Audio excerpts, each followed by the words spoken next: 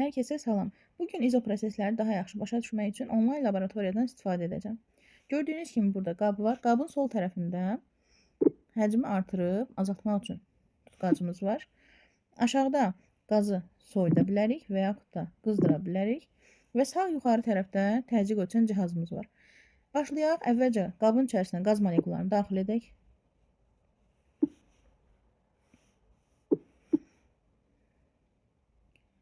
Gördüyünüz kimi molekullar bütün həcmi tutur və xaotik hərəkət edirlər. Birinci izotermik proses. İzotermik prosesdə temperatur sabit qalır. P ilə V-nin asılılığına baxacağıq. Buradan seçirik temperaturun sabit qalmağını. Görürsünüz aşağıdan temperaturu azaldıb artırmaq hissəsi artıq yoxdur. Həcmi artırıb azalda bilərik və təzyiqi də həmçinin. Təzyiqin qiymətdən fikir veririk. 29-28 aralığında dəyişir. İndi həcmi artırıram. Təzyiq 19-a düşdü. Deməli, həcm artanda təzyiq azaldı. İndi həcmi azaldıram. Təzyiqim 58-ə qalxdı. Həcm azalanda təzyiq qalxdı.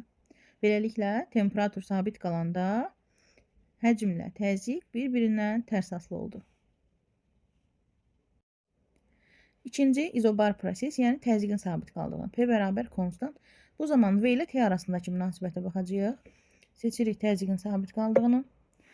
Artıq təzyiq dəyişməyəcək, 29.2-dir. Gəlin temperaturu azaldıq. Temperaturu azaltdıq, həcm azaldı. Temperaturu artıraq. Bu zaman həcm artdı. Beləliklə deyə bilərik ki, P bərabər konstant olanda, yəni təzyiq sabit olanda temperaturla həcm bir-birindən düz asılıdır. Temperatur artıranda həcm də artır, azaldanda həcm də azalır. İndi isə izoxor prosesə baxaq. İzoxor prosesdə həcm sabit qalır. V bərabərdir konstant. T ilə P arasındakı əlaqəyə baxacağıq. Həcmin sabit qalmağını seçirik. Həcmini dəyişə bilmirik artıq. Təzyiqimiz 37-38-dir. Temperaturu azaldaq. Yəni qazı soyduruq. Təzyiq düşür. 15-14. Daha çox soyucaq, daha çox düşəcək. Və diqqət etsəniz, molekulların hərəkət sürəti də azalır. Deməli, qazı soyudanda molekullar aşağı sürətlə hərəkət edir.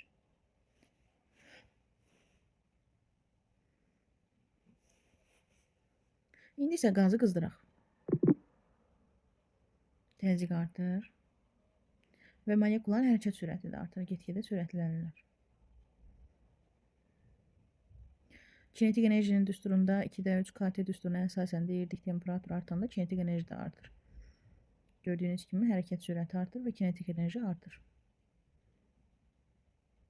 Təzyiq artır, artır, artır və nəhayət maksimuma çatanda qabımız partlayır.